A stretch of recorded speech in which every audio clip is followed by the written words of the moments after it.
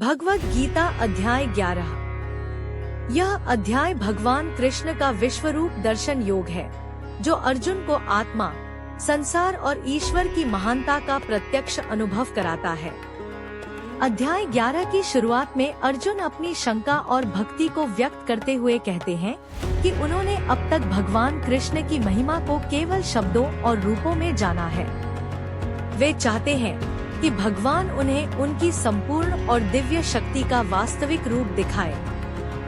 अर्जुन कहते हैं कि अब मैं आपकी वास्तविक, अद्भुत और अत्यंत विराट रूप की अनुभूति करना चाहता हूँ, जो मनुष्यों की सीमाओं से परे है। भगवान कृष्ण इस आग्रह को स्वीकार करते हैं और अर्जुन को आध्यात्मिक दृष्टि, दिव्य नेत्र प्रदान करते हैं, जिससे वे उनका विश्वरूप देख सकें। इस दिव्य दृष्टि से अर्जुन को भगवान का असंख्य मुख, हाथ, आँखें और अनंत रूप दिखाई देते हैं। पूरा ब्रह्मांड, देवता, ऋषि, प्राणी और सभी जीव इस विराट रूप में समाहित प्रतीत होते हैं।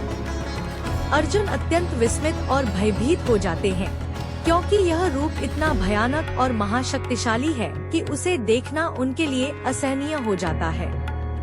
अर्जुन इस विराट स्वरूप में भगवान की संपूर्ण सृष्टि का सहार और निर्माण देख पाते हैं। वे देखते हैं कि समय का देवता इस सृष्टि के सभी प्राणियों को अपने मुख से निगल रहा है। इस दृश्य को देखकर अर्जुन भगवान से निवेदन करते हैं कि इस भयानक रूप को सामान्य, शांत और सुलभ रूप में बदल दे, ताकि वे अपने भक्तिमूलक प्रेम के साथ भगवान के पास जा सकें।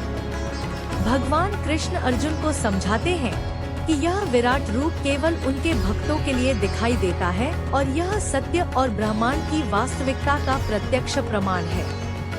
वे अर्जुन को फिर बताते हैं कि उनका यह विराट रूप केवल एक दिव्य दृष्टि के माध्यम से देखा जा सकता है और सामान्य नेत्र इसे नहीं देख सकते। अध्याय के अंत में अर्जुन भगवान की महिमा का स्मरण करते हुए अपनी श्रद्धा और भक्ति को प्रकट करते हैं। वे समझ जाते हैं कि भगवान केवल उनके मित्र, सारथी और मार्गदर्शक ही नहीं, बल्कि सृष्टि के संपूर्ण नियंता और संहारक है। अर्जुन का भय धीरे धीरे भक्ति में बदल जाता है और वे भगवान की अनंत शक्ति के आगे अपनी आत्मा को समर्पित कर देते हैं। इस प्रकार अध्याय 11 हमें यह सिखाता है कि भगवान का दिव्य रूप सभी सीमाओं से परे है। उनका अनुभव केवल भक्ति, श्रद्धा और दिव्य दृष्टि से संभव है।